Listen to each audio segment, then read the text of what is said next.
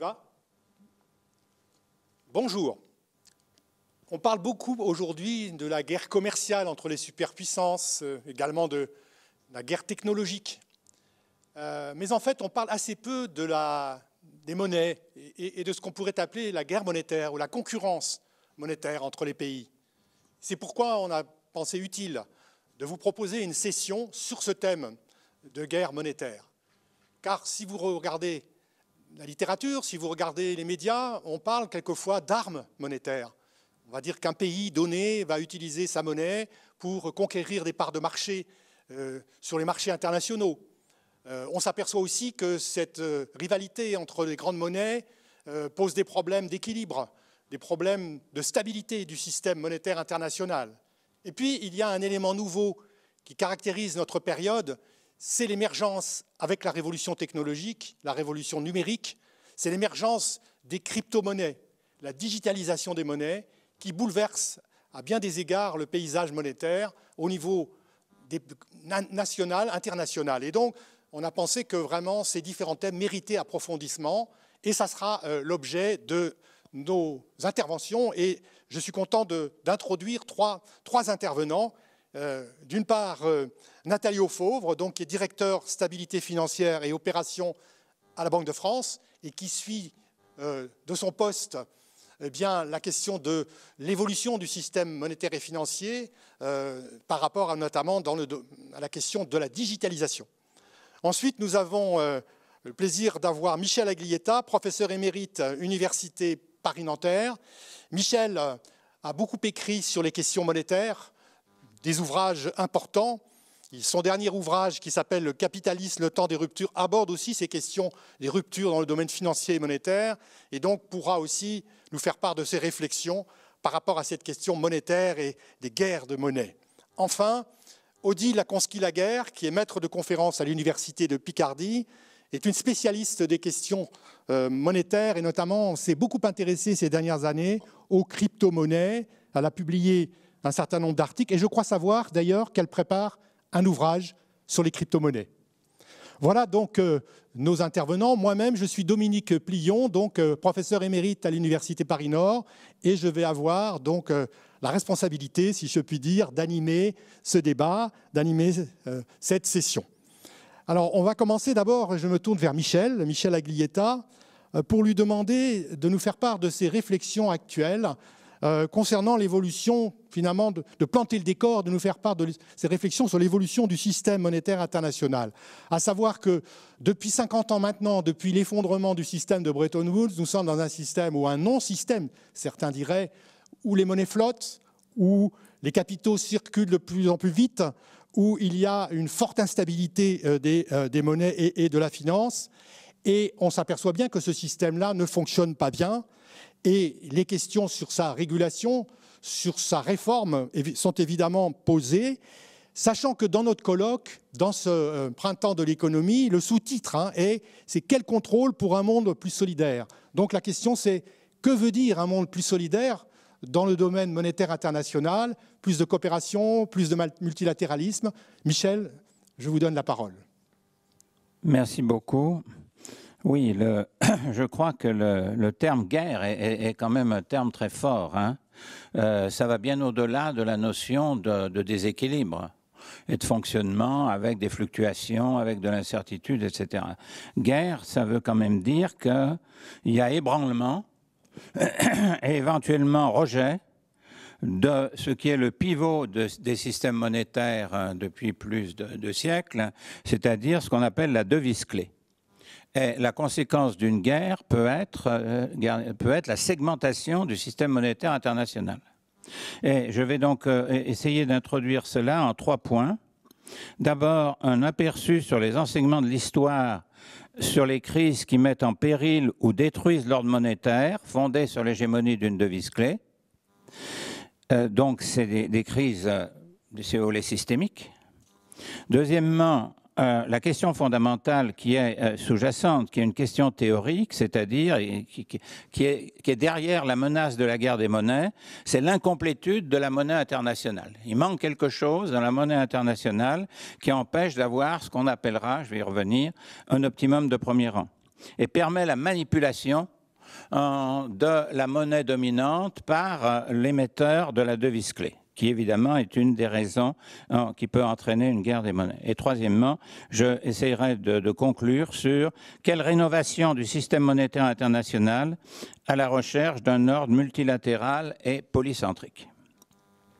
Alors, le problème de l'enseignement de l'histoire, comment une devise clé peut-elle être détruite? Ça, c'est une guerre qui aboutit avec un aboutissement. Trois éléments, si vous voulez, circonstances me semblent importantes. Les vraies guerres, hein, entre les nations, qui fractionnent le système monétaire international et mettent en cause donc le pivot que pouvait être la devise clé, car elles amènent à changer le système monétaire national en profondeur. Les crises financières qui peuvent engendrer la remise en cause de la règle de convertibilité qui constitue le pivot du système monétaire international. Et enfin, en troisième lieu, me semble, l'unilatéralisme de la politique économique de l'émetteur de la devise clé.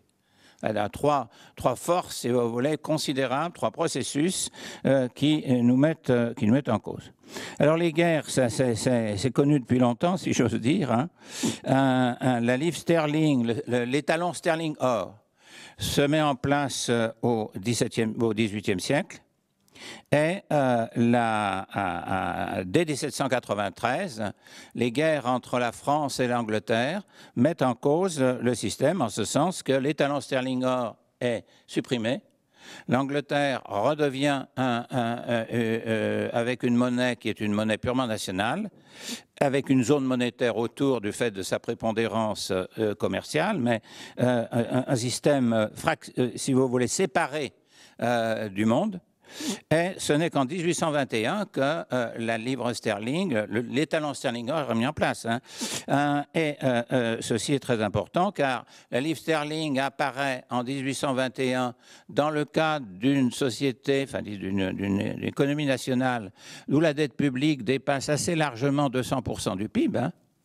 Et tout le problème est ensuite la réduction de la dette publique et il faut 40 ans avec une période déflationniste considérable pour revenir à 100% du PIB. Donc, vous voyez, là, vous avez un effet guerre et conséquence, si vous voulez, d'une situation de guerre des monnaies. Mais ce problème-là se repose. Hein, la Première Guerre mondiale refait la même chose. L'Angleterre cherche à revenir à l'étalon or dès 1925 et ça crée un désastre. Hein. C'est-à-dire que les conséquences ensuite sont l'instabilité générale des relations monétaires internationales qui ensuite va mener à la Grande Dépression. Après la Deuxième Guerre mondiale fait la même chose, mais le point intéressant, c'est qu'après la Deuxième Guerre mondiale, on a une transformation à la fois politique et monétaire, créant ce qu'on a appelé le système de Bretton Woods. Ce qui veut dire que les guerres des monnaies produisent éventuellement, en conséquence, l'arrivée d'un nouvel ordre monétaire international.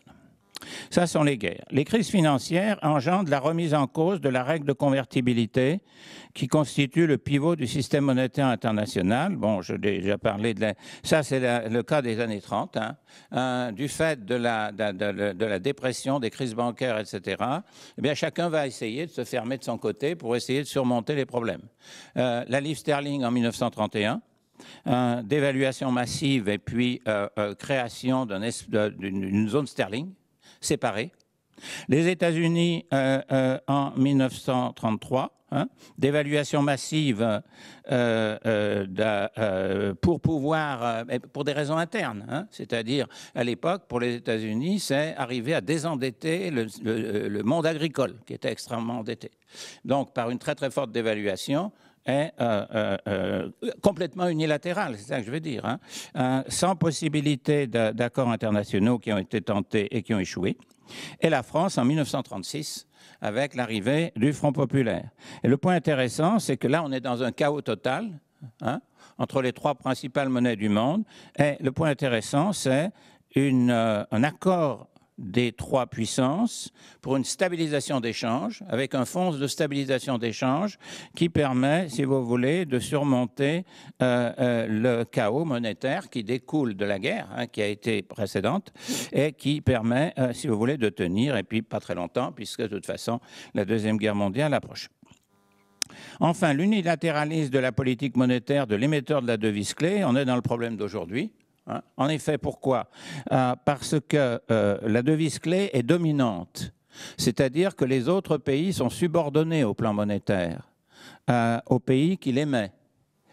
Et donc, vous voyez le problème, pour qu'un système de devise clé puisse se maintenir dans le temps, il faut qu'il y ait ce qu'on appelle une hégémonie bienveillante du pays émetteur, puisque son rôle, c'est de rendre fluide et le plus stable possible les relations internationales.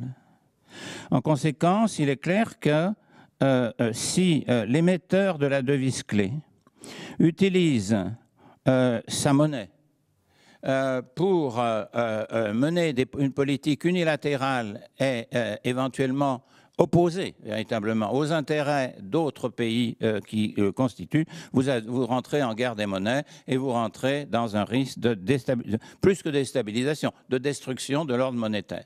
Et on est dans l'interrogation de cette situation du fait de la politique américaine sous Trump. Elle fait vraiment ressurgir la menace de la guerre des devises, menant à l'interrogation sur la survie de la devise clé elle-même. Alors pourquoi ce problème, après tout? Pourquoi le système monétaire international n'est-il pas unifié? Eh bien, à cause de ce qu'on appelle l'incomplétude de la monnaie internationale ou le problème de la énième devise. En effet, rappelons-nous, la monnaie est un bien public. Donc, ça requiert théoriquement, puisqu'on sait un bien public, une forme supérieure et unique de liquidité. Ce qui existe au niveau national, n'est-ce pas? La Banque centrale émet une devise, une monnaie, je veux dire, une forme monétaire qui est hiérarchiquement au-dessus de toutes les autres formes de monnaie, c'est-à-dire les monnaies bancaires ou d'autres types de monnaies possibles. Et ce qui n'est pas le cas au niveau international, par l'absence de cette N+1e monnaie, si j'ose dire. Hein. Donc, n'étant pas institutionnalisé, il en résulte ce qu'on appelle un théorème d'impossibilité, que l'économiste Mundell avait énoncé il y a déjà pas mal de temps, c'est-à-dire on ne peut pas avoir les avantages d'un optimum de premier rang au niveau international. Qu'est-ce que c'est qu'un optimum de premier rang? C'est d'avoir la combinaison de trois éléments essentiels. La convertibilité parfaite, c'est-à-dire essentiellement d'échange stable, et l'assurance de change stable en permanence. La parfaite liberté des mouvements de capitaux dans un marché financier global, ce qui est l'intégration internationale, qui est la logique normalement d'un capitalisme mondial, et qui soit efficient, et la totale liberté de poursuivre pour chaque nation les objectifs de politique économique interne. Il y a contradiction entre les trois, il y en a un qui doit nécessairement sauter par l'absence d'une monnaie hiérarchiquement supérieure qui n'a pas été émise comme la dette d'aucun des pays participants. D'accord. Donc on voit le problème de cette limite qui existe depuis que le système monétaire international existe, si j'ose dire. Hein. Et la devise clé fournit cependant un optimum de second rang, à condition, je le dis bien, que la subordination qu'elle entraîne pour les autres pays fournisse plus d'avantages aux pays subordonnés que d'inconvénients d'être subordonnés, et de ne pas avoir en main la totalité de ses choix en termes de relations internationales, donc en termes de change. Donc, il doit arbitrer. Les pays doivent arbitrer, et si vous êtes dans une situation où l'émetteur de la devise clé se sert de la devise clé pour des objectifs purement internes ou internationaux, mais qui sont des objectifs de rivalité, ce qui fait Trump, vous avez forcément la fin de l'ordre monétaire sous hégémonie américaine. Et c'est la question d'aujourd'hui. Hein. Trump introduit un unilatéralisme qui est politiquement et logiquement contradictoire avec le principe de la devise clé lui-même, puisque le principe de la devise clé, c'est de rendre fluides les échanges internationaux et de fournir un actif ultime qui soit reconnu par tous et qui serve à la sécurité en situation de choc. Donc là, on est vraiment devant un problème de fond, hein. Et donc, le rejet des déterminants géopolitiques de l'ordre monétaire mondial, qui a été la conséquence du protectionnisme avéré, délibéré de Trump, est un élément important. Plus que ça encore, le système des paiements américains, enfin le système des paiements en dollars, qui est mondial, qui est international normalement, et qui est ouvert à tous, utilisé pour des objectifs politiques unilatéraux et rejet des accords internationaux. Trump a rejeté un ensemble d'accords internationaux et, dans le cas de l'Iran, a délibérément, si vous voulez, bloqué la possibilité des pays européens de commercer avec l'Iran parce que ça passe par le système monétaire, par le système des paiements du dollar. Là, on est vraiment dans une situation de guerre, en effet.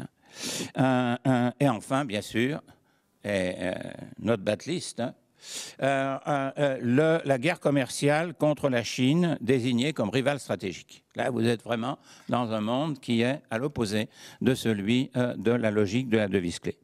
Alors, quelle innovation du système monétaire international est-elle possible pour un ordre multilatéral polycentrique? Si vous voulez, la géopolitique est toujours là. Bretton Woods est un système dominé par les États-Unis de manière écrasante en 1944, mais surtout, il est en rapport avec des pays qui sont tous dans l'orbite politique américaine. Ce qui rend le système de Bretton Woods dominé par le dollar, bien sûr, si vous voulez, complètement logique. Oui, il y a la fin du système de Bretton Woods rend déjà les choses plus difficiles. Néanmoins, les seules monnaies qui pourraient être rivales et qui, on pourrait dire, est-ce qu'ils le remplacer, etc., sont des monnaies de pays qui étaient dans l'orbite politique des États-Unis. Ni le Deutschmark, ni le yen, ni le Japon, si vous voulez, le gouvernement japonais, ni allemand, n'avaient la moindre idée d'essayer de dire « nous voulons être une devise clé concurrente ». Donc là, on a pu sortir du système de Bretton Woods avec des déséquilibres, avec des variations de change, avec tout ce qui s'est passé depuis 1976, lorsque on a validé le système d'échange flottant, mais et vous voulez, un système donc qu'on peut appeler semi-étalon dollar en quelque sorte, et qui a été plus ou moins dégénéré, mais qui a fonctionné jusqu'ici. Mais là, maintenant, la fin de l'ordre mondial sous hégémonie US est vraiment décidée par Trump. Et donc là, nous avons quelque chose de nouveau auquel il faut réfléchir. Alors, je conclus sur la question que je pose. Dans quelle rénovation du système monétaire? Mon point de vue, me semble-t-il aujourd'hui, parce que nous sommes dans un monde polycentrique, avec un ensemble de pays qui sont reliés par des échanges, mais qui ne sont pas dans l'orbite géopolitique des États-Unis. La Chine, bien entendu, mais pas plus l'Inde, pas plus tout un ensemble de pays asiatiques. À ce moment-là, qu'est-ce que ça veut dire un ordre monétaire qui soit multilatéral et vraiment polycentrique? Je pense qu'il a 3 caractéristiques. Des zones, et je termine là-dessus, ça va?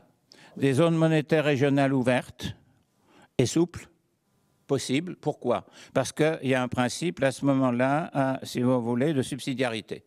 C'est-à-dire tout un ensemble de problèmes et de chocs, de mini-crises, si vous voulez, à l'intérieur de la zone, peuvent être réglés dans la zone à partir d'une monnaie qui est probablement dominante de la zone. L'euro, si vous voulez, par exemple, pour l'Europe, a une influence plus large, nettement plus large que la zone euro proprement dite, sans aller au niveau des équilibres globaux. C'est donc la première caractéristique des zones monétaires régionales ouvertes qui est sans doute une évolution possible. Le remodelage des pouvoirs au sein du Fonds monétaire, hein, ça c'est absolument crucial. On ne peut pas avoir de système polycentrique avec un Fonds monétaire international qui reste selon les quotas, enfin selon les rapports de force de 1944. Il est clair que là, la Chine doit y prendre des pouvoirs beaucoup plus importants. Le directeur ou la directrice du Fonds monétaire doivent résulter d'un processus, si vous voulez, disons, qui est un processus de recherche, de regarder un peu les qualités des uns et des autres, quelle que soit leur nationalité. Or, ce n'est pas le cas. Il est toujours européen, le directeur du Fonds monétaire. Et enfin, l'élargissement de l'offre d'une monnaie vraiment universelle, qui n'est pas la dette d'aucun pays. Et cette monnaie existe déjà, c'est ça le plus. En plus, on l'a créée en 1969, exactement pour ça, parce que la crise du système de Bretton Woods était déjà là. Et c'est ce qu'on appelle les droits de tirage spéciaux, qui sont une monnaie créée ex nihilo, qui n'est la dette d'aucun pays, et qui est gérée par le Fonds monétaire. Donc, la promotion du DTS comme moyen de règlement ultime dans une contrainte de règlement symétrique des créances et des dettes, et là on revient à ce que Keynes disait au moment de Bretton Woods, il faut la symétrie entre les excédents et les déficitaires, il faut la symétrie entre les différents émetteurs de monnaie. Et donc, ce me semble quelque chose qui est assez important et qui est possible et qui aurait comme conséquence, évidemment, la fin de ce qu'on appelle l'avantage exorbitant du dollar. Merci beaucoup. Merci Michel pour cette présentation très complète, à la fois historique. Merci Michel pour cette présentation très complète, à la fois historique, théorique, et aussi qui débouche sur un certain nombre de propositions qui sont évidemment de réforme, de transformation, qui sont la conséquence logique de ton analyse. Donc, ceci va permettre d'éclairer un peu pour celles et ceux qui se posent la question des dysfonctionnements actuels du système monétaire international, bien d'éclairer un peu leur lanterne. Alors, il y a un autre élément qui intervient dans le monde monétaire, c'est la digitalisation, la révolution numérique. Et donc, nous allons avoir maintenant à discuter de l'impact de cette révolution sur l'ordre monétaire. Car en effet, on s'aperçoit que depuis quelques années, c'est relativement récent, l'émergence de nouvelles monnaies, les crypto-monnaies, à commencer par la plus connue d'entre elles, le Bitcoin, mais aussi le Libra ou la Libra, sont en gestation, sont des événements monétaires tout à fait importants qui vont avoir un impact essentiel, je crois, et on va voir ce que vont dire nos présentatrices, les intervenantes qui vont suivre, sur la concurrence des monnaies, sur la stabilité de l'ordre monétaire international dont Michel vient de parler. Donc je donne la parole à Odile Lakonski pour lui poser finalement les questions. C'est finalement quels sont les principaux changements qu'on peut attendre de l'émergence de ces monnaies et de ces crypto-monnaies. Est-ce que ça se traduit par un renforcement de la concurrence entre monnaie privée et publique? Avec quelles conséquences? Est-ce que ça peut être aussi une source d'efficacité? Une source aussi d'inclusion sociale, comme disent les défenseurs des crypto-monnaies, c'est-à-dire avec des conséquences favorables sur le plan de l'accès des populations aux monnaies. Et puis, une question que se posent beaucoup un certain nombre d'écologistes, par exemple, c'est quelles seront les conséquences environnementales et écologiques de la multiplication des crypto-monnaies dans le monde. Voilà. Donc Odile, vous avez la parole. Répondrez à ces questions ou pas, d'ailleurs, parce qu'elles sont peut-être trop nombreuses. Mais merci d'avance d'essayer de nous éclairer sur cette question des crypto-monnaies. Merci Dominique. Bon, je vais tenter un éclairage simple en répondant à un maximum de questions qui m'ont été suggérées. Alors, ce que je vais faire, c'est que dans un premier temps et en guise d'introduction, je vais quand même rappeler dans quelle perspective théorique je me situe pour analyser cette nouvelle guerre des monnaies d'un nouveau genre. Et rappeler l'importance de considérer avant toute chose la monnaie comme une institution sociale et rappeler que Michel l'a déjà évoqué, que parler d'une monnaie comme une institution sociale, ça veut dire aussi parler d'ordre monétaire, c'est-à-dire un ensemble d'organisations, des systèmes de paiement qui soient cohérents et qui soient cohérents avec une forme de capitalisme et une société à un moment donné. et donc également avec les valeurs qui encadrent cette société et cette forme de capitalisme. Et alors, je suis aussi très attachée à une démarche historique en économie. Alors c'est encore plus vrai pour analyser la monnaie, les phénomènes monétaires et aussi les phénomènes d'innovation monétaire, ce qui nous occupe ici. Et ce que montre l'histoire des faits monétaires, avant tout, c'est que finalement, la monnaie a toujours fait l'objet d'un conflit entre sphère privée et sphère publique, entre marché et système politique, sur la question de son appropriation, c'est-à-dire fondamentalement qui a le pouvoir d'émission monétaire.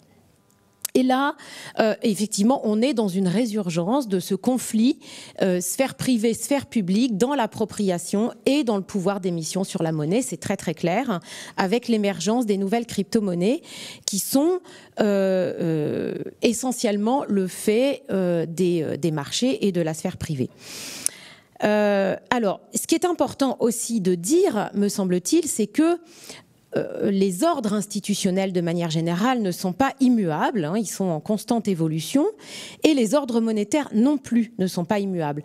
Donc là, on a fonctionné avec un modèle d'ordre monétaire qui était fondé sur une hiérarchisation des systèmes de paiement, avec une banque centrale, des banques de second rang, une monnaie essentiellement bancaire, et tout cela dépendait quand même très fortement de l'État, des gouvernements, même si les banques centrales sont indépendantes, on a quand même l'idée du symbole politique, et en tout cas de la souveraineté politique derrière tout ça. Or, voilà, il semblerait que cet ordre soit sérieusement remis en question avec l'émergence des crypto-monnaies. Alors, je poursuis donc. Alors, je vous propose de commencer par vous parler très rapidement, de revenir très rapidement sur l'émergence des premières crypto-monnaies avec la naissance du Bitcoin. Et puis, comment on passe aujourd'hui, et je vais surtout focaliser mon intervention là-dessus aujourd'hui, comment on passe aujourd'hui à, semble-t-il, une deuxième génération qui n'est pas tout à fait la même, et en tout cas qui n'implique pas les mêmes logiques, c'est-à-dire, c'est essentiellement la monnaie des GAFAM. Alors, c'est Facebook qui a lancé l'offensive avec le projet Libra, dont je vais vous parler. Donc, je reviendrai sur ce projet Libra, son design, son fonctionnement et quelques éléments de gouvernance. Et ensuite, je vais aborder quelques enjeux institutionnels, politiques et sociaux de l'émergence de ce type de monnaie GAFAM. Et enfin, je reviendrai sur la question de la privatisation de la monnaie, les questions que ça pose en termes de souveraineté politique et les enjeux en termes de régulation. Mais j'en dirai pas trop parce que notre autre intervenante, Nathalie, saura, à mon avis, en dire beaucoup plus que moi là-dessus. Voilà. Alors, en guise de préambule, je reviens très rapidement sur les prémices. C'est-à-dire l'émergence du Bitcoin dans un premier temps, donc je rappelle très rapidement, qui est apparu immédiatement après la crise de 2008, qui a été conçu et lancé sur une mailing list par un pseudonyme, un certain Nakamoto. On présume que derrière ce pseudonyme se cachent certainement plusieurs développeurs. Il y a quelques noms qui sont un peu dans la nature, Nick Szabo, entre autres. Bon, enfin, un certain nombre de développeurs qui avaient déjà longuement réfléchi à la mise au point d'une monnaie digitale. Alors, en fait, le Bitcoin, c'est l'aboutissement de nombreuses expériences qui ont été lancées depuis le milieu des années 80 dans le milieu des cryptographes anarchistes américains, avec notamment les travaux de David Chaum en 1982. Et David Chaum a mis au point la première monnaie digitale. Bon, ça n'a pas très bien fonctionné, il y a eu un certain nombre de problèmes, mais en tout cas, il y a toute une réflexion à cette époque sur la nécessité de mettre au point une monnaie numérique qui serait dédiée au cyberespace, c'est-à-dire à des nouvelles plateformes d'échange qui seraient dédiées à l'échange de biens informationnels. Et là-dessus vient se greffer le rêve, ce que j'ai appelé le rêve des cypherpunks. Alors les cypherpunks, c'était un groupe de cryptographes anarchistes qui avaient un certain nombre d'objectifs en vue, conserver absolument l'anonymat pour tout ce qui concerne la vie privée. En revanche, une transparence absolue pour tout ce qui relève des données publiques et une décentralisation. Et surtout, j'insiste là-dessus, vraiment une volonté d'anéantissement des États. Parce que les États ont un contrôle de plus en plus important sur la liberté individuelle, sont un frein à la liberté individuelle et sont un problème pour la préservation des données privées. Et l'idée, c'est donc, en même temps qu'on réfléchit à mettre au point une monnaie numérique pour ce qui va devenir l'Internet, l'idée, c'est de mettre fin à une collusion banque-gouvernement et à ce qu'on considère comme étant une forme institutionnelle qui a été absolument incapable d'offrir une monnaie saine au public. Voilà. Donc l'idée, c'est de se réapproprier aussi la monnaie, d'en refaire un bien commun, de la rendre au peuple par la possibilité d'une organisation complètement décentralisée. Donc voilà, l'objectif du Bitcoin, enfin en tout cas des partisans du Bitcoin et des premières crypto-monnaies, c'est vraiment ça, c'est de créer un système de paiement totalement horizontal, de mettre fin à ce verticalisme et de mettre fin à une gestion institutionnelle de la monnaie par les institutions, parce qu'on ne fait plus confiance aux institutions qui l'ont gérée. Et donc de la rendre en quelque sorte au marché via une organisation complètement décentralisée grâce à la blockchain. Alors j'ai pas trop le temps de m'étendre sur les aspects techniques parce qu'il faut que je passe très rapidement au Libra, enfin à la Libra. Voilà. Mais toujours est-il que là on est dans une deuxième génération. À mon avis, il restait peu de temps avant que les GAFAM s'emparent de cette technologie blockchain pour essayer de mettre au point leur propre monnaie. Et on va voir pourquoi et quel est leur intérêt de faire ça. Mais dans un premier temps, je vais revenir sur le projet de la monnaie Facebook avec quelques éléments sur le design, le fonctionnement et la gouvernance. Alors, en fait, le projet Libra a fait l'objet d'une annonce officielle par Facebook le 18 juin 2019 et il était prévu que le lancement de la monnaie puisse se faire fin 2020. Peu de temps auparavant a été enregistrée la fondation Libra Networks en Suisse à Genève, donc en 2019. Alors les objectifs sont les suivants. J'ai repris de façon assez brute ce qui était inscrit dans le premier livre blanc du projet Libra. Alors il y a deux objectifs. Premièrement, c'est créer des services de paiement. Donc c'est une monnaie d'abord. Donc je cite, la mission de Libra est de favoriser le développement d'une devise et d'une infrastructure financière mondiale simple au service de milliards de personnes. Et ensuite, ça va au-delà de la monnaie. L'idée, c'est quand même de développer à terme des services financiers. Je recite encore une fois le livre blanc. Ce document présente notre projet axé sur une nouvelle blockchain décentralisée, une crypto-monnaie de faible volatilité et une plateforme de contrats intelligents. La combinaison de ces éléments vise à créer une nouvelle opportunité de services financiers innovants et responsables. Alors, quelques éléments de design et de fonctionnement. La monnaie Libra sera accessible au grand public via une application de type wallet, c'est-à-dire un portefeuille numérique, qui s'appelait dans un premier temps Calibra et qui a été rebaptisé récemment Novi, N-O-V-I. Alors, ce portefeuille est destiné à stocker des unités monétaires et il serait possible de l'utiliser sur les applications filiales de Facebook, à savoir notamment WhatsApp, Messenger et Instagram. Alors, l'enjeu est de taille, si j'ose dire, et là, on est dans un format qui est quand même radicalement différent des premières crypto-monnaies ou du Bitcoin, dont l'utilisation est quand même encore assez marginale. Là, il s'agit, avec Libra, de viser en tout 2,3 millions d'utilisateurs, ce qui n'est pas rien, milliards. J'ai toujours un problème avec les chiffres. Pour une économiste, c'est pas terrible. Plus les clients des applications filiales, plus les clients des partenaires du projet, des principaux partenaires du projet. Par exemple, des plateformes de services d'échange de type Uber, Spotify, etc. Bon. Donc là, on a une force de frappe qui est incomparable par rapport aux premières crypto-monnaies de type Bitcoin.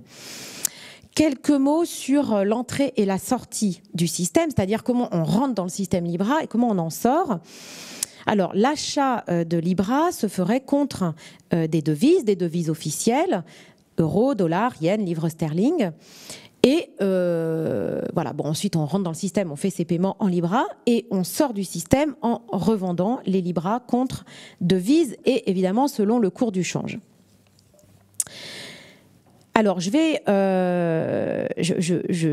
sur le fait que Libra, par rapport à une crypto-monnaie de type Bitcoin, est un stablecoin. Donc, l'objectif, c'est de s'affranchir des limites des crypto-monnaies de type Bitcoin qui ont une forte volatilité de leur cours, ce qui est actuellement un obstacle majeur à leur usage en tant que monnaie, en tant que moyen de paiement. Et c'est évidemment une démarcation par rapport à ces crypto-monnaies en proposant justement quelque chose d'utilisable et véritablement un système de paiement utilisable. Alors attention, stablecoin ne veut pas dire absence totale de fluctuation du cours, mais une limite de la volatilité. Alors, comment on peut limiter cette volatilité? En arrimant l'unité monétaire aux monnaies légales, ce qui signifie que les jetons sont échangeables à tout moment contre leur équivalent officiel. Les devises légales contre lesquelles les unités monétaires seraient échangées ou seraient achetées seraient conservées par l'association chargée de la gestion de Libra, donc ça suppose un certain type de centralisation quand même, hein. Et on aurait nécessairement, donc cette association en fait serait comme une banque centrale qui interviendrait sur le marché d'échange de façon à défendre la parité de sa monnaie pour avoir un cours le plus stable possible. Donc chaque unité monétaire dans le projet est reliée au départ à un panier de devises, mais il semblerait que le système évolue, que le projet évolue. Désormais, il y aurait plutôt des Libras arrimés au dollar, des Libras arrimés à la livre sterling, des Libras arrimés à l'euro, etc. La réserve, c'est le nom donné à cet ensemble d'actifs qui seraient détenus donc en contrepartie des unités monétaires émises, c'est-à-dire un ensemble de devises, mais aussi des titres d'État souverains. Voilà. Et donc, cette réserve serait alimentée au départ par une injection initiale de fonds qui serait apportée notamment par les investisseurs partenaires du projet. Alors, voilà pour les quelques éléments, je me dépêche, de design et de fonctionnement. J'en viens aux principaux enjeux institutionnels, politiques et sociaux de ces monnaies, de ces monnaies d'un nouveau type. Alors, premièrement, il faut voir qu'il y a des arguments marketing qui sont extrêmement séduisants derrière le projet Libra, à savoir la perspective d'inclusion financière. Donc, ils surfent un peu sur la vague de cette mode de l'inclusion financière et des discours sur l'inclusion financière, c'est-à-dire c'est l'idée que on pourrait inclure une très grande partie de la population mondiale qui n'a toujours pas accès à un compte bancaire aux moyens de paiement et ce faisant assurer un meilleur développement économique et une sortie de la pauvreté grâce à l'accès à la monnaie. Par ailleurs, le projet Libra proposerait, grâce à la blockchain et parce que c'est une monnaie numérique, une monnaie avec des coûts de transaction beaucoup plus faibles que la monnaie bancaire. Et puis, un nouvel argument est sorti du chapeau de Mark Zuckerberg assez récemment, après son passage devant les régulateurs ou devant le Congrès américain où il a été vivement attaqué. Ce serait, et là ça rejoint les propos de Michel précédemment, ce serait grâce à Facebook de contrer les concurrents chinois qui sont déjà très très en avance sur ce type de monnaie numérique et donc de renforcer le rôle du dollar dans un contexte de guerre commerciale US-Chine. Alors derrière le voile de ce discours extrêmement séduisant, il faut quand même bien voir que il y a un certain nombre de réalités qui sont liées au fonctionnement des GAFAM et à l'idéologie ou à la logique économique qui encadre ces GAFAM. Je rappelle quand même que toutes ces entreprises qui sont issues de la Silicon Valley sont imprégnées des racines idéologiques propres à la Silicon Valley, c'est-à-dire essentiellement un techno-utopisme, un néolibéralisme très fort et un anti-étatisme. Et donc, voilà, donc faut quand même avoir ça en tête. Il faut aussi avoir en tête que on sort avec les GAFAM quand même du rêve des cypherpunks, celui d'un monde totalement décentralisé, parce que il faut bien admettre qu'avec les GAFAM, le réseau Internet s'est totalement concentré pour le coup. Donc on se retrouve avec des monopoles, des oligopoles qui sont extrêmement puissants et si bien que l'Internet est devenu aujourd'hui un champ de compétition acharné entre entreprises multinationales, institutions politiques et groupes sociaux qui se battent pour la distribution du pouvoir. Et dans ce cadre-là, dans ce contexte-là, la monnaie est, à mon sens, le levier ultime d'un capitalisme fondé sur le business de la collecte de données et d'échange de biens informationnels. Je rappelle que le business model de Facebook consiste essentiellement en un ciblage de ses utilisateurs à des fins publicitaires et à une logique d'extraction et de revente de leurs données privées. Donc ça renvoie quand même à l'idée de la logique capitaliste et à l'idée que le capitalisme n'est pas un système économique pour lequel l'objectif des firmes serait de satisfaire les besoins existants de consommateurs à travers la production. Donc on chercherait à satisfaire des consommateurs qui seraient rationnels et qui seraient dotés d'un libre arbitre. Non, non, le système capitaliste, c'est un système économique dont la logique première est le profit. Et la réalisation des profits est conditionnée par la création de nouveaux besoins, par le modelage des préférences des consommateurs, au moyen de divers instruments qui permettent d'influencer leur opinion. Et précisément, on est exactement là-dedans avec Facebook. Et la monnaie, ce serait la mainmise des GAFAM sur la monnaie. Ce serait un moyen d'extraire encore plus de données et des données plus fines sur les personnes, puisqu'on aurait accès aux transactions et à l'historique des transactions. Donc on est dans l'idée d'un capitalisme informationnel, une forme particulière d'organisation sociale dans laquelle la création, le traitement et la transmission de l'information deviennent les sources premières de la productivité et du pouvoir. Donc, voilà, les principaux leviers de rentabilité reposent sur cette exploitation des données et la monnaie en est un moyen très très fort. Voilà. Alors, est-ce que on irait dans un cauchemar des cypherpunks, c'est-à-dire une forme de dystopie où on aurait une société de surveillance généralisée, une société de contrôle à distance à la Deleuze, qui serait totalement réalisée avec la mainmise des GAFAM sur la monnaie. Voilà, donc bon, j'ai pas trop le temps de développer, mais on sait très bien ce qui s'est passé avec le scandale Cambridge Analytica et la possibilité de ce type de société d'avoir accès à nos données et éventuellement de s'en servir à des fins de manipulation des opinions. Je termine très rapidement sur les questions de privatisation de la monnaie et les enjeux en termes de souveraineté politique et de régulation. Alors, je suis assez attentive à insister sur le fait de pas trop opposer quand même deux types de discours qui sont socialement construits.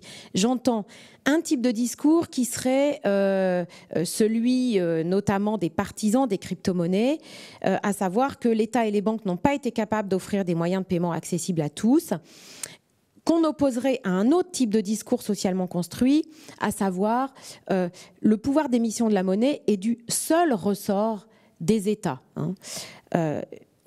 Si on fait ça, on s'empêche d'avoir une réflexion analytique sérieuse, c'est-à-dire de se poser les bonnes questions.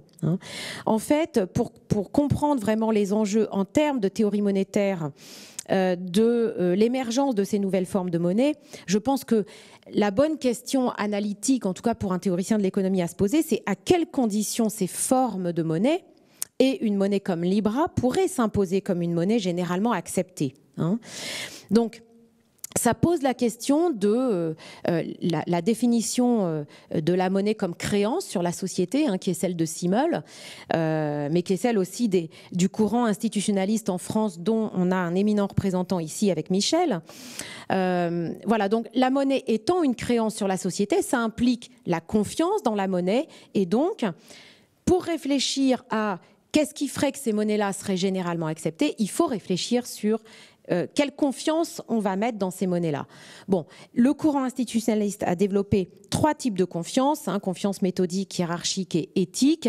J'ai pas trop le temps de les développer, mais ça pourra venir éventuellement dans les questions. Mais voilà, il faut se poser la question, peut-on faire confiance au blockchain pour assurer une sécurité totale des paiements?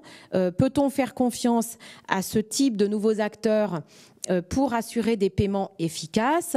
Et puis, est-ce qu'on peut adhérer à l'ensemble des valeurs, des systèmes de valeurs qui encadrent ce type de monnaie, et dont j'ai déjà parlé? Ça rejoint en grande partie l'idéologie Silicon Valley dont je vous parlais tout à l'heure. Voilà. Je termine très rapidement sur la guerre des monnaies version high-tech. Terminé, hein. Donc, on rentrerait effectivement dans une forme de nouvelle guerre des monnaies publiques-privées, étant entendu que les crypto-monnaies et Libra sont, mais surtout les monnaies GAFAM, sont une atteinte à la souveraineté politique des États. Et la contre-offensive, actuellement, ce serait de relancer le projet d'une monnaie de banque centrale digitale. Donc, les banques centrales sont en train de se lancer, certaines ont déjà mis au point une monnaie de banque centrale digitale. Donc, l'idée, c'est de relancer ça. Mais voilà, un point d'interrogation, un point de réflexion. Il ne faudrait pas, peut-être, derrière cette histoire de compétition publique-privée, oublier une réflexion plus générale sur le droit et l'éthique, dans la mesure où, dans un monde où le digital et les blockchains risquent d'être le paysage dominant, voilà, je cite Laurence Lessig, à qui on doit Code is Law. La question n'est pas de savoir qui décidera de la manière dont le cyberespace est régulé, ce seront les codeurs. La seule question est de savoir si nous aurons collectivement un rôle dans leur choix, et donc dans la manière dont ces valeurs sont garanties, ou si nous laisserons aux codeurs le soin de choisir nos valeurs à notre place. Voilà. Merci. Dominique. Merci Odile pour cette présentation très complète qui a bien balayé l'ensemble des problèmes que pose aujourd'hui l'émergence et le développement des crypto-monnaies, et notamment le défi que représente, l'enjeu que représente l'arrivée potentielle de Libra et d'autres monnaies de ce type. Voilà, on voit bien qu'aujourd'hui les États sont en proie à une réflexion sur ces acteurs et sur la manière de les réguler. Ces jours-ci, à l'OCDE, on a vu qu'il y avait un projet de fiscalité des GAFA qui était proposé. Donc la fiscalité aussi, qui est un des instruments de la souveraineté des États, eh bien, est concernée par cela. Mais il y a aussi, bien entendu, la question de la politique monétaire, de la régulation monétaire. Et donc, grâce à l'intervention maintenant de Nathalie Aufauve, qui est directrice générale de la stabilité financière à la Banque de France, on va avoir, j'espère, quelques éléments de réponse sur où en sont vos réflexions, vous, autorité monétaire, sur cette question de l'émergence de grands acteurs et de leur monnaie. On pense évidemment tout de suite à la Libra, mais il y en aura d'autres par la suite. Et aussi, on a vu ces jours-ci, et c'était pas plus tard, je crois, que la semaine dernière, que la Banque Centrale Européenne a proposé un rapport sur ce qu'on pourrait appeler le crypto-euro, ou l'euro digital, c'est-à-dire le fait d'avoir une monnaie de banque centrale digitale. Qu'en est-il, et est-ce aussi un moyen de réagir face à l'émergence de monnaies digitales privées? Voilà, je vous donne la parole. Merci beaucoup pour cette invitation. Donc moi, je vais intervenir un peu en tant que praticienne. C'est vrai que cette évolution vers la digitalisation, d'une façon générale, de l'économie et donc forcément de la monnaie, ouvre des débats et nous amène à réfléchir à nouveau sur la nature de la monnaie. Je crois que c'est important, et j'ai peut-être voulu illustrer, parce que c'est quand même un débat assez complexe, de faire comprendre ce qu'est la nature de la monnaie. On comprend habituellement les fonctions de la monnaie, mais la nature est un peu différente. Alors, j'essaye de... Ça ne marche plus.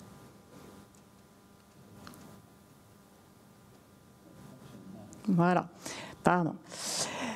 Donc cette première diapositive vise à illustrer un petit peu l'état dans lequel nous fonctionnons et nous avons fonctionné depuis des dizaines d'années, qui est une relation entre monnaie privée et monnaie publique qui était plutôt pour moi de l'ordre de la complémentarité. Donc ce schéma illustre cette répartition, c'est-à-dire que les banques centrales émettent de la monnaie sous forme d'espèces, c'est-à-dire les billets et les pièces.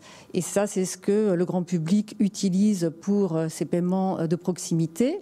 Et d'autre part, elle émet aussi de la monnaie en compte vis-à-vis des banques commerciales. Donc toutes les banques commerciales ont des comptes ouverts auprès de la Banque centrale et elles utilisent ces comptes pour faire les règlements de leurs opérations interbancaires comme le règlement des opérations des marchés de capitaux. Et puis, de l'autre côté, les banques commerciales émettent de la monnaie en octroyant des crédits aux entreprises et aux particuliers. Donc, c'est un équilibre dans lequel la Banque centrale, avec l'émission de monnaie de banque centrale, ce qu'on appelle la monnaie de banque centrale ou monnaie centrale, joue un rôle d'ancrage et de stabilité monétaire.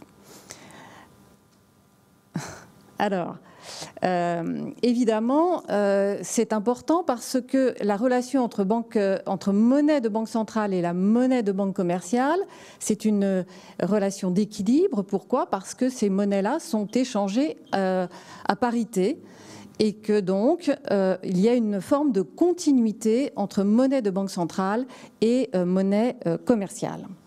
Et c'est ce qui fait l'équilibre de notre système monétaire actuellement. Voilà pourquoi moi je considère que nous fonctionnons dans un système de complémentarité.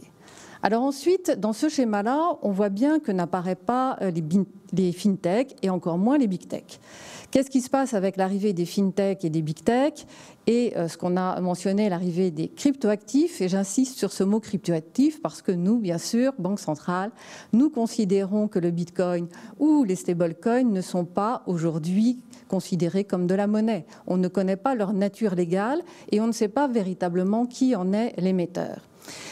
Donc ces cryptoactifs qui sont émis par des big tech et encore même pas par des blockchains dont on ne connaît pas la nature juridique exacte, ce sont des actifs virtuels émis, alors j'ai mis par une entreprise privée, en réalité non, c'est émis par une blockchain qui n'a pas forcément, enfin voilà, qui peut être actionnée par un grand nombre de mineurs.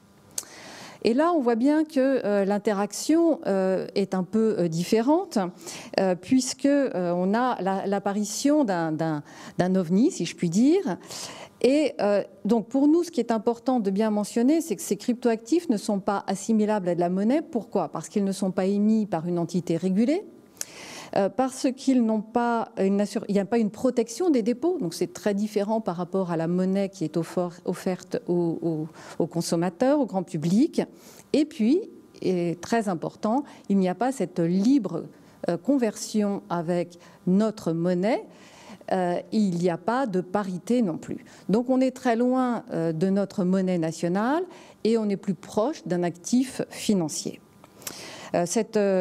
Pourquoi cette question est aussi très importante? Parce que les institutions qui sont aujourd'hui régulées et qui peuvent émettre de la monnaie de banque commerciale, par exemple, sont soumises à beaucoup de règles. C'est important notamment pour la protection du consommateur, pour la lutte contre le blanchiment et contre le financement du terrorisme, par exemple. Mais comme le disait Odile, l'arrivée dans ce paysage des big tech crée un défi supplémentaire compte tenu de la force des réseaux sociaux et le fait qu'ils puissent accéder à un très grand nombre de clients. Donc ici, on est confronté à un défi nouveau et qui fait que les banques centrales et les gouvernements des pays, des grands pays et au-delà en particulier du G20 se sont vraiment interrogés sur comment traiter cette approche, ces nouveaux actifs, ces stablecoins, dans la mesure où en fait c'était un peu quand même un coup de pied dans la fourmilière, dans le sens où ils répondaient à une interrogation: comment la monnaie peut-elle accompagner la digitalisation de l'économie?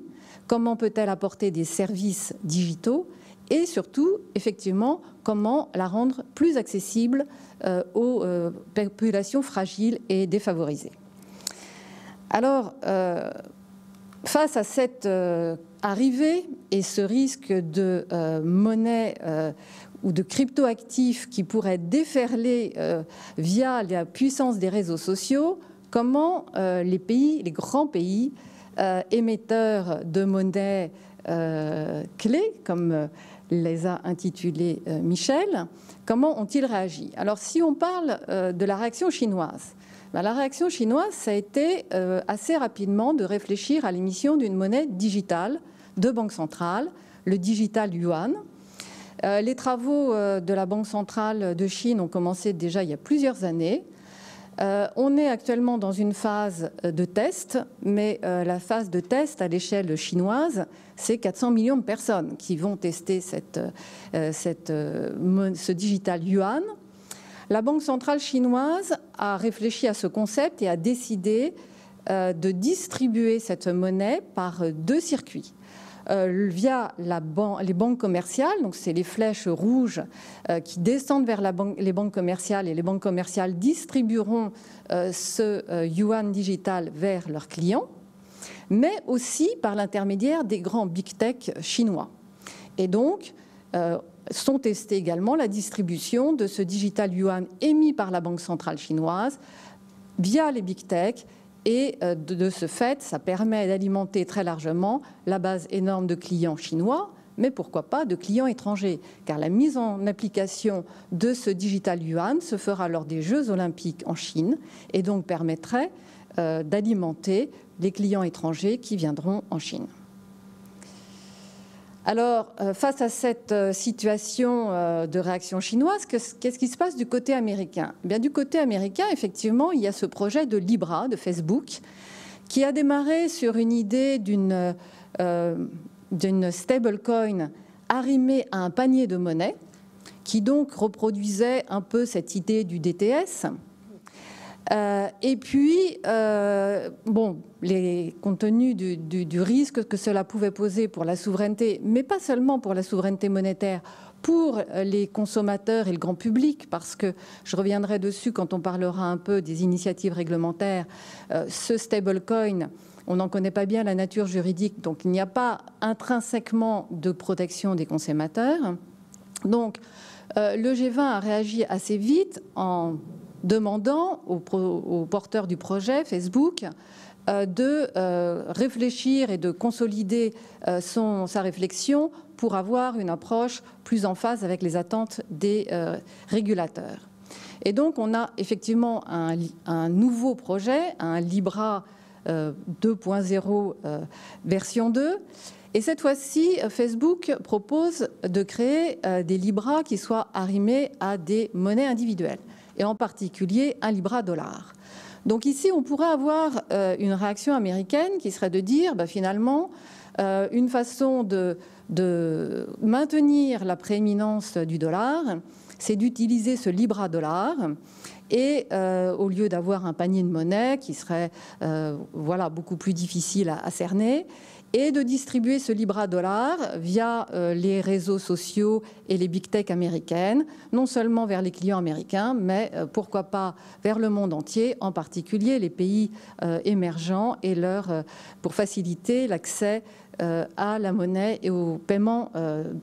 Et puis, dans cette nouvelle version du projet Libra, il est écrit que, pourquoi pas, Libra pourrait être un vecteur pour distribuer une monnaie digitale de banque centrale, que ce soit le dollar ou que ce soit l'euro.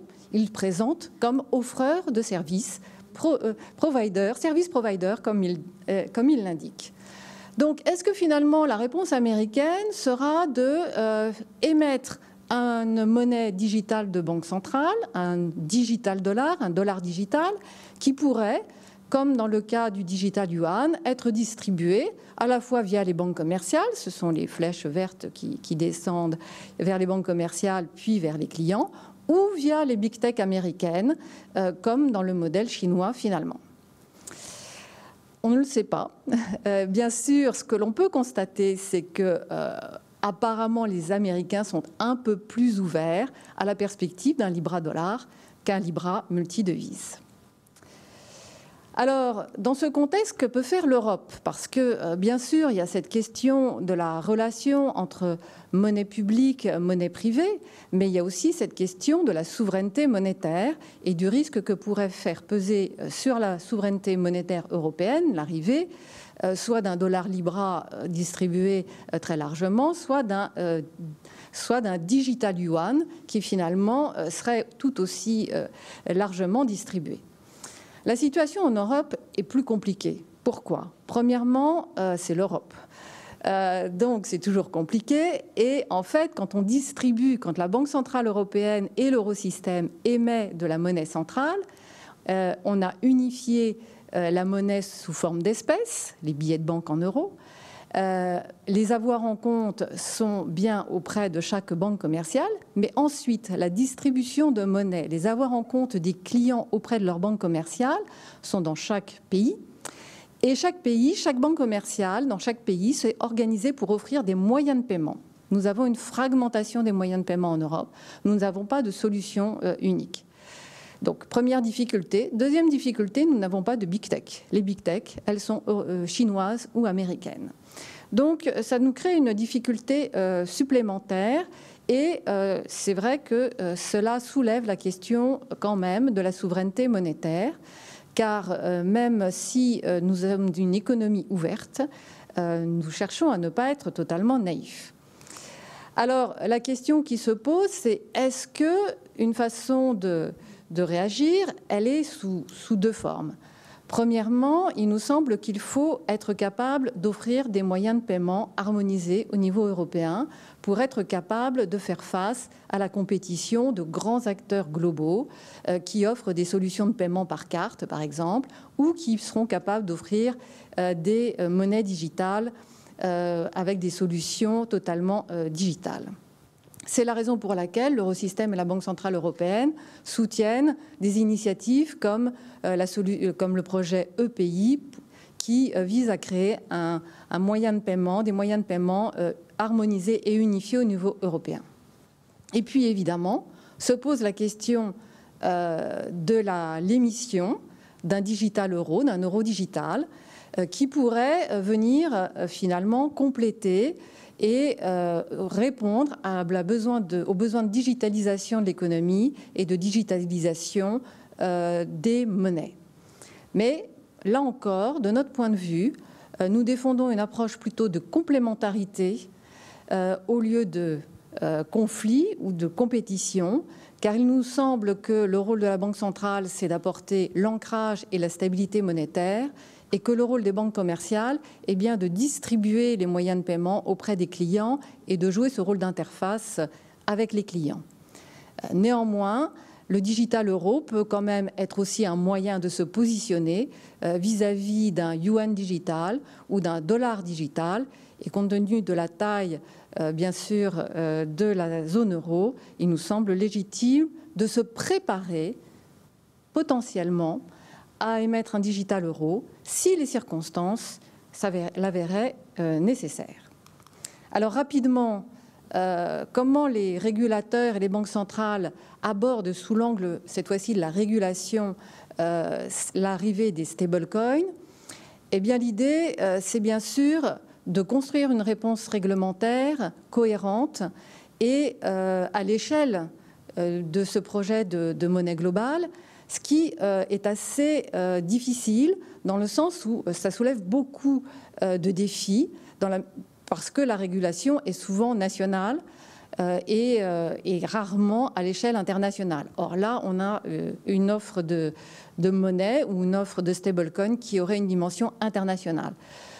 Quand le projet de Libra est apparu, c'était la France qui était présidente du G7 et on a tout de suite proposé de réagir en réfléchissant aux conséquences de cette émission de manière, encore une fois, à protéger les consommateurs et également à s'assurer qu'on n'allait pas mettre en danger toute la régulation concernant la lutte anti-blanchiment, la lutte contre les activités illicites et le financement du terrorisme, ainsi que tous les efforts que l'on fait pour la protection des données.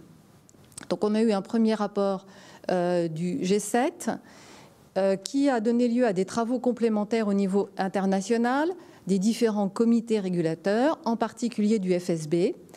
Et je signale la publication aujourd'hui d'un rapport du FSB sur justement la question de la régulation des stablecoins, qui fait un certain nombre de recommandations de manière à ce que cette régulation soit effective et coordonnée entre les États qui sont concernés, puisque cette offre de stablecoin sera à caractère international. Et au niveau européen également, la Commission européenne a évidemment beaucoup travaillé et réfléchi à cette question et vient de faire une proposition présentée le 24 septembre d'un régime pour encadrer les activités de crypto-actifs et qui conduirait à permettre une régulation des entités émettrices et distributrices des crypto-actifs. Voilà. Je m'arrête là. Voilà. Non, la seule conclusion que je voulais dire, je ne commande pas cette slide puisque j'ai expliqué pourquoi la monnaie digitale, mais la seule conclusion à laquelle je voudrais mener, c'est que bien sûr, on est dans un monde de compétition internationale, donc la question du poids relatif dollar, euro, yuan est une question qui reste assez prégnante, mais la question entre monnaie privée et monnaie publique est un peu d'une autre nature. Elle s'appuie sur la confiance, et cette confiance, elle ne peut exister que si on est sur un mode de complémentarité et non pas en mode de compétition, opposition et encore moins de guerre. Merci pour votre présentation qui montre bien, d'une part, les enjeux et les défis considérables auxquels doivent faire face les autorités monétaires, et de montrer à quel point aussi ces enjeux qui sont en termes de concurrence, voire de guerre entre les pays, puisque la monnaie est un instrument de pouvoir, un instrument de domination pour certains pays, et bien comment ces monnaies crypto sont utilisées, ou ces actifs crypto, comme vous préférez dire, sont utilisés. Et là, on voit l'ampleur, vous nous avez bien montré l'ampleur des enjeux et des transformations potentielles en cours.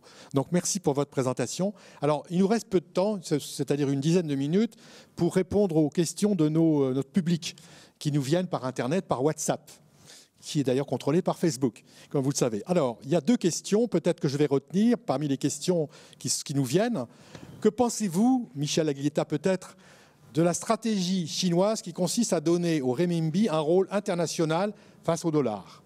Une deuxième question, dont vous avez les uns et les autres donné des éléments de réponse, mais peut-être pourriez-vous revenir, mais comment concrètement et en quoi les crypto-monnaies portent atteinte à la souveraineté étatique?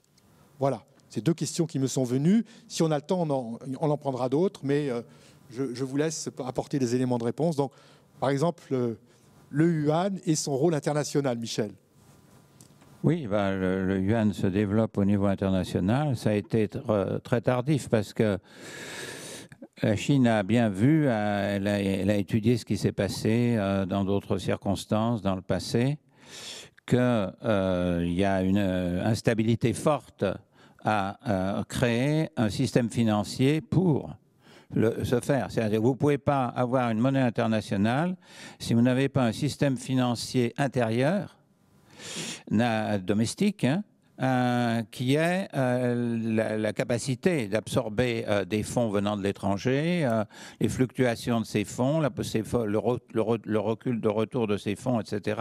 Il faut avoir une régulation financière très solide. Donc, ce qu'ont fait les Chinois, c'est d'abord depuis 2015, avec d'ailleurs des moments difficiles. Il y a eu une crise du yuan en août 2015, il y a jusqu'à la fin de l'année des variations de change, etc. Retour du contrôle des capitaux pour pouvoir maîtriser ça. Donc, c'est un processus de longue haleine. Ils le voient comme un processus de longue haleine, mais qui progresse au fur et à mesure que le système, essentiellement le marché des capitaux d'obligations, et d'obligations des publics, c'est-à-dire unifier le marché des capitaux alors que pour l'instant il ne l'est pas. C'est-à-dire que les obligations des collectivités locales et les obligations de l'État central ont des relations qui n'étaient pas celles d'un seul marché de capitaux. Donc ils font ça. Et en même temps, ils commencent à développer par l'intermédiaire de la place financière de Hong Kong et de la place de Shanghai, disons, une plus grande facilité des agents domestiques, des Chinois, enfin des ménages chinois ou des entreprises chinoises, de pouvoir transférer, si vous voulez, des devises, du yuan, l'échanger contre des monnaies étrangères, etc. Donc ils le font progressivement. Mais il est clair que vu la taille du marché intérieur de biens réels, de biens de consommation chinois, si vous avez là-dessus un marché des capitaux suffisamment, qui peut devenir le plus grand marché des capitaux du monde, hein, et la taille du pays, il n'y a rien à faire, elle fonctionne. Ça va donner à ce moment-là une attraction aux acteurs étrangers dès lors qu'ils sont sûrs de la réglementation chinoise, etc., qui s'accordent de plus en plus à la réglementation internationale. À ce moment-là, vous avez un yuan qui va pouvoir devenir une monnaie en tout cas de transaction.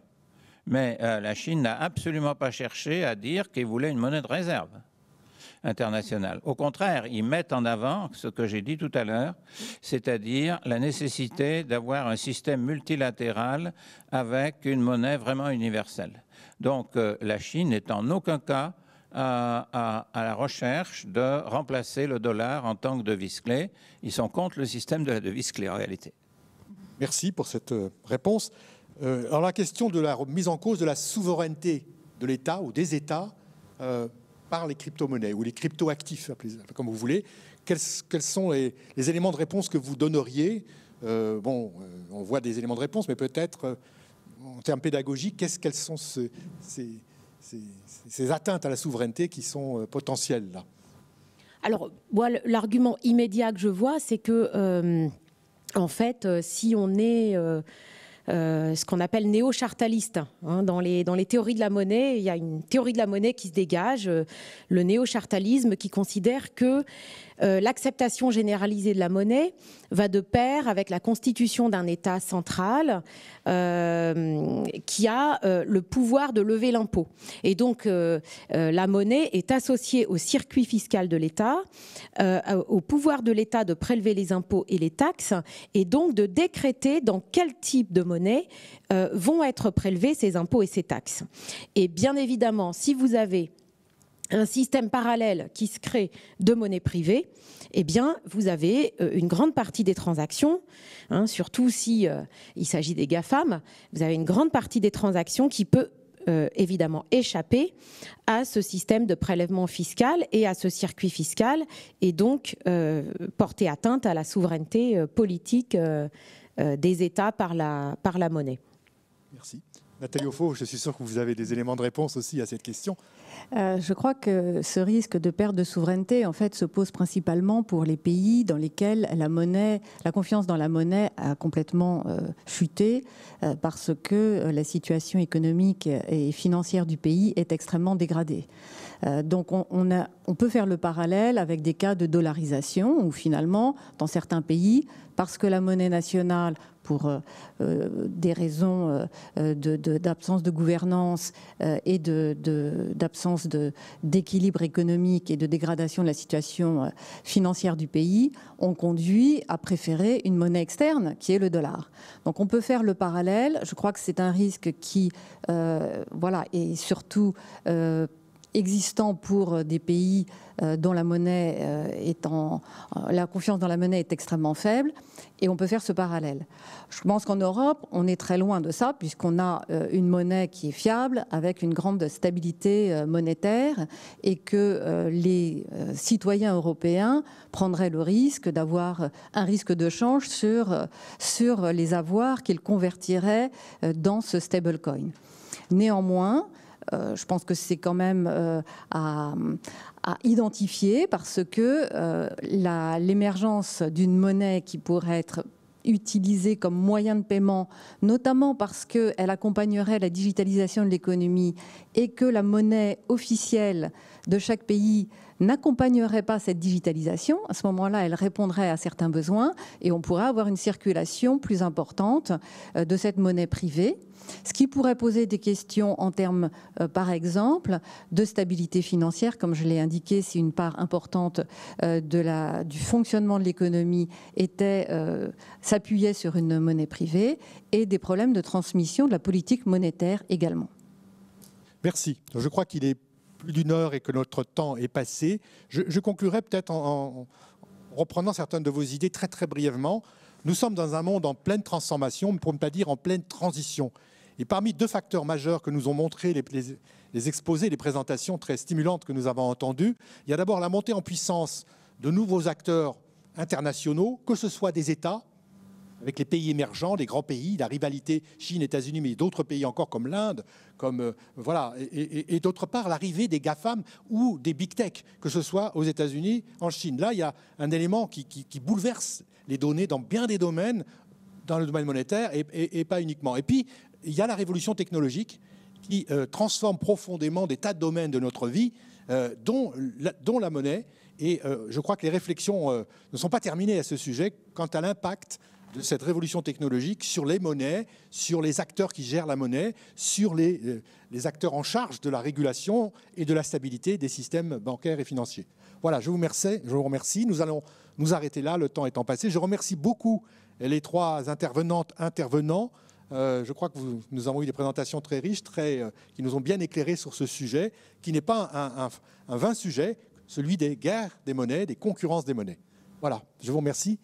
Et que les prochaines sessions aient lieu maintenant à la suite de la nôtre.